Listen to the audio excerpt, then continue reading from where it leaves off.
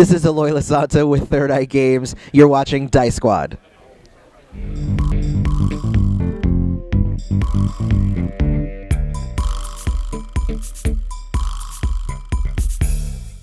Hey guys, how's it going? This is Dice Squad. My name is Marshall Dice, known as Adam Campbell, and I'm behind the booth again. It's becoming a natural occurrence here at Con on the Cob, but I am here with... Marcus Calvert, pleased to meet you. And you are? I'm a writer. Guess you could say I'm running Tales Unlimited LLC, working on my sixth book, and I'm here at Con on the Cob. Alrighty. And so let's rewind. Let's start at the beginning here, because Is this your first year at Con on the Cob? Yes, it is. Alrighty, ours too. So how did you? Why did you want to become a writer? How did you start becoming a writer? I was one of those kids in 70s, 80s watching all these cool cartoons, all these shows, and it just got into me. Like, the imagination just kicked off, and you're watching Star Wars, Raiders of the Lost Ark, and you're thinking, I want to do stuff like that. Ghostbusters was inspiring, and I became a voracious reader, and then I taught myself how to type. I was writing from a very young age. It's just life kept getting in the way, you know? Gotcha. Education and all that stuff. Well, I feel that right now. On top of my podcast, I'm also trying to be a teacher as well. I'm a student teacher. I'm graduating in December, actually. Yeah, I ended up with a degree in poli-sci, a master's in public administration and urban management, and the whole time I just wanted to write books. Well, it's funny about that is because a friend of mine, my co-host, who is apparently in another dimension or talking to Cthulhu. He was supposed to be here. I don't know where he is, but regardless, the weekend's not over. That is true. That is very true. But I've seen all these people. You know, they go out and they create books or they do board games. They do all these Kickstarters and stuff like that. And I told my friend, I said, we got to do something, to contribute to all this stuff. And he's like, well, what? And I'm like, well, let's do a podcast. And so 2 years later, here I am doing Dice Squad.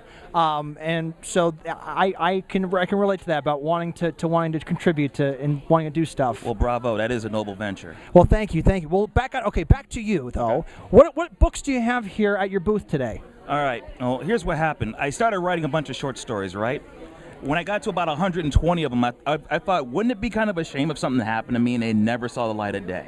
Well, that'd be horrible. Exactly. So I took 36 of them together, and the first one was Unheroic. So imagine stories of unlikely heroes. Like, what if a vampire owing child support, that's the cover image, is saving the day, actually killing vampires for the Vatican. And then I just kept on going. The Book of Schemes, which is nothing but schemes, my bestseller. Or Protected. Yes, that is a Gorgon, getting the crap kicked out of it, where basically you have conflict happening throughout those 36 stories. And I was working up the nerve to write a novel. I tried, but then I got this idea in my head. What if you had like something equivalent to like Sin City with superpowers? And in the midst of it, what if you threw in a guy who was not an anti-hero, but a villain, an unrepentant villain, and you forced him almost at gunpoint, to be the good guy, because there's no one left, and the only reason he's saving the world is it's good for business. That's where villain came from. I got lucky enough to pay off my student loans, meet the editor, and get a raise all in the same year, and it all just fell together. So I figured, okay, I'm going to go for 30 books, and this is the second one, Murder Sauce. Here's a word of advice, folks. When you're coming up with a book title, try to find something that's not on Amazon and make that your baby. And I just kept going. I built up a little Facebook fan page, Marcus V. Calvert. Put up writer's advice. If you're ever looking to encourage anyone to get into writing, tell them look at Facebook. Anything that has an author in the title or writer in the title, there's wisdom there. They put so much stuff out there. And I just grabbed some of it for writers. And doing some merchandising like T-shirts, front and back, posters. I'm thinking about doing coasters, but further down the road, maybe try to get some of these short stories into movies and other things, but it's all baby steps. Absolutely, one step at a time. Exactly. And so, aside from you not being here at Con on the Cob, which I don't understand why you're not here, where can people find all these books? Well, you could find me on Amazon.com. All 5 books are there, but do me a favor, don't go there because they take too much away from me. I like to get all of the money, if you don't mind. Doesn't make me sound greedy, maybe a little, but TalesUnlimited.net. TALES Unlimited.net. There you will find the offers that I'm about to discuss. Basically, I will autograph any of these hard copy books that you order. I will mail them for free. If it's coming from the continental U.S., I'll eat the postage. I have buy 2 for $30, get 1 free. I have buy them all at $50. I'll throw in a T-shirt, XXL or 2XL, but only for those 2 titles there so far. Ebooks, $2.50 a pop from me versus Amazon charging you $5. See what I'm saying? I want to offer a better deal than Amazon so that, well, I can get more customers directly to me. Sounds good to me. Cool. And, one last thing.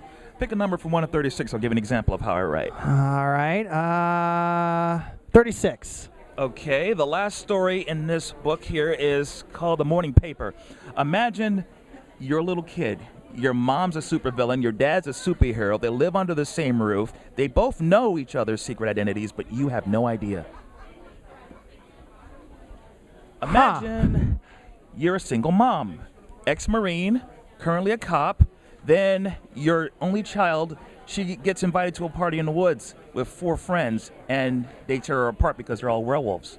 The youngest was having a rite of passage. So naturally, you get some AK-47s, a whole lot of silver, and you pay your respects to them.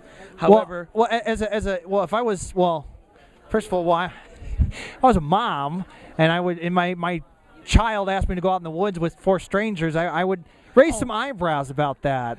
Well, we all make mistakes, right? And she wants to rectify hers with a lot of silver. Well, I suppose that would make sense. That's what you get for being the cool mom. Shame on you. You should have been stricter. I know. Shame. So, the last one here is kind of a satire. I think I was doing this around tax season.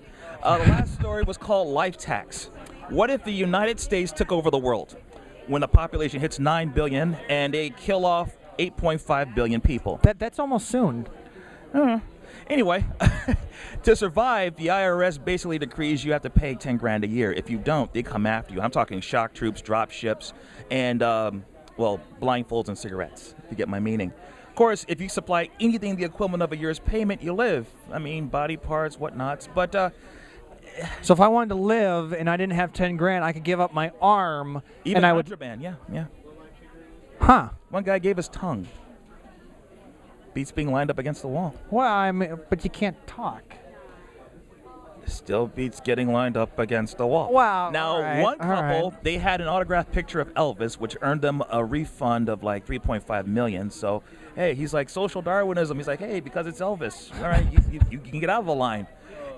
That's how some of the stories went. I mean, mad geniuses getting jilted on their prom nights to really serious stories. I even threw in a Western.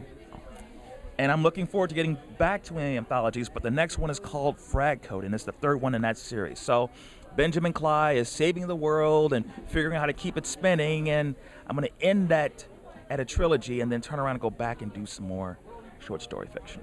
All right. So those are coming down the pike later. Yeah. They're not here right now. Frag Code, 3rd one in the series, should be out around the Ides of March 2016. All right. After that, I haven't set a schedule. Gotcha.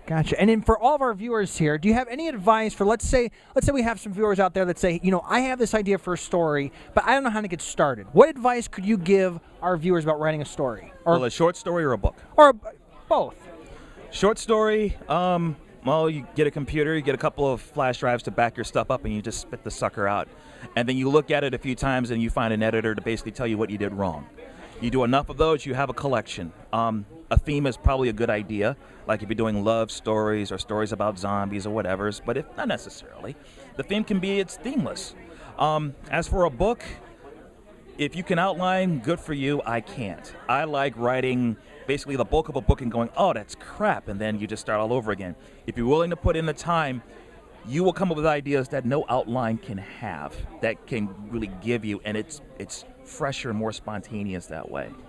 All right. And then Facebook. Seriously, there's so much new knowledge. If you buy how-to books in stores or you go to libraries, you're wasting your time. Go to Facebook. They have the latest trends. All right. Cool. Well, I appreciate you being on the show. Thank you very much. Thank you for having me. And once again, where can people find your stuff? www.talesunlimited.net. All right, and we'll have links below to check that out. But from all of us here at Dice Squad, continuing our coverage of Con on the Cob 2015, this is Marshall Dice, known as Adam Campbell, with Marcus V. Calvert. And we'll see you later. Bye-bye. Take care.